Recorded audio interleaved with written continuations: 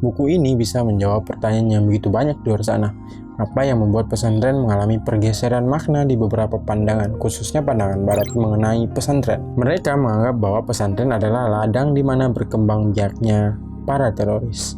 Nah, untuk itu, Nasaruddin Umar mencoba memberikan pandangan alternatif mengenai pentingnya pesantren dalam berkembangnya suatu negara. Ia juga berkeinginan mengubah pandangan negatif sebagian orang tentang santri dan pesantren untuk kembali kepada fitrahnya pada saat dulu. Sehingga jika ada pertanyaan apa itu pesantren dan apa perbedaan pendidikan lewat pesantren dengan pendidikan konvensional, maka dari itu kita bisa merujuk buku ini ketika ingin menemukan jawabannya. Semangat Nasaruddin Umar menulis buku ini berdasarkan mimpinya untuk mengembangkan pesantren dengan cara rethinking pesantren. Dalam ensiklopedia pendidikan dikemukakan bahwa kata santri berarti orang berkumpul atau belajar agama Islam. Asal-usul kata santri yang merupakan akar kata pesantren juga dikatakan bersumber dari kata santri yang berasal dari kata sastri, sebuah kata dari bahasa Sanskerta yang artinya melek huruf. Penggunaan kata ini menggambarkan bahwa kaum santri adalah orang-orang terdidik bagi orang Jawa, khususnya pada permulaan tumbuhnya kekuasaan politik Islam di Demak. Hal ini terlihat dari dihubungkannya kata santri dengan orang-orang yang mengerti dan memahami kitab-kitab yang bertuliskan dan berbahasa Arab. Pada awal kelahiran pesantren, tidaklah selengkap pesantren di masa sekarang, di mana memiliki sarana dan prasarana. Tumbuhnya pesantren di masa dahulu, terutama di masyarakat perdesaan, dimulai dengan adanya pengakuan suatu lingkungan masyarakat tertentu terhadap kelebihan seseorang ulama di bidang ilmu agama dan kesalehannya, sehingga penduduk lingkungan itu banyak yang datang untuk belajar menuntut ilmu pada ulama tersebut. Di masyarakat Jawa, ulama tersebut dipanggil dengan sebutan kiai, bukan ulama. Hal ini didasarkan pada kenyataan bahwa para kiai di samping mengajar masalah keimanan Islam atau tauhid dan hukum Islam atau bisa kita anggap sebagai fikih, juga mengajarkan tasawuf. Kecenderungan inilah yang menyebabkan ulama dipanggil kiai. Perbedaan antara ulama dan kiai terletak pada seorang ulama berperan pada komunitas berskala kecil, sedangkan fungsi sosial seorang kiai lebih besar dari ulama, karena ditopang oleh kekuatan-kekuatan karismatik yang jangkauan pengaruh kiai lebih besar dibanding ulama. Bahkan peran kiai pada masa lalu sangat mempengaruhi suatu pedesaan, dikarenakan para kiai pada saat itu bukan hanya dibutuhkan dalam mengisi ceramah spiritual saja, melainkan masyarakat menganggap kiai memiliki kekuatan di luar kesalehannya.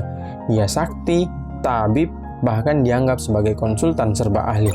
Konon anggapan masyarakat pada saat itu ketika masyarakat melakukan sebuah acara dan acara tersebut dihadiri oleh sang kiai, maka acara tersebut memiliki keberkahan. Begitupun sebaliknya, sehingga hal ini bisa dilakukan pada hari ini.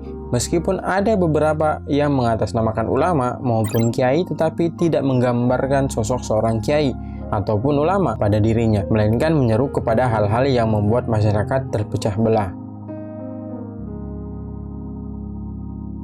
Pola pendidikan pesantren seharusnya mampu sesuai dengan perkembangan zaman, tetapi tidak sampai meninggalkan pembelajaran terpenting dalam sebuah pesantren.